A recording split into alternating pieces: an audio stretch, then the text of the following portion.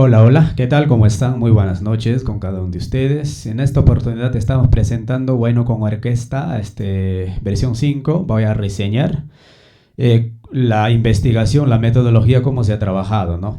Bueno, esta vez totalmente lo hemos trabajado desde cero, ¿no?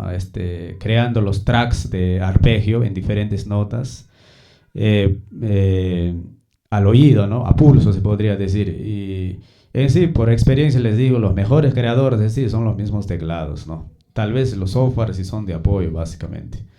Entonces, esta vez hemos tratado de que nuestro huayno con orquesta sea semejante al analógico, semejante a una orquesta real, se podría decir, ¿no?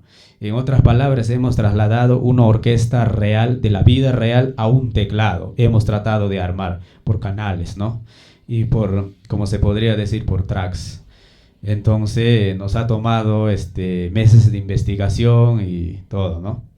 Pero valió la pena, ¿no? Porque ustedes mismos lo van a notar cuando voy a tocar alguna alabanza, tal vez hay una improvisación, se podría decir. Y es más, ¿no? En las iglesias, básicamente, los años 90, 80 y 70 se tocaba con orquesta, se tocaba con guitarra, cosa que en esos tiempos ni siquiera teclado había, ¿no? Por nuestra zona.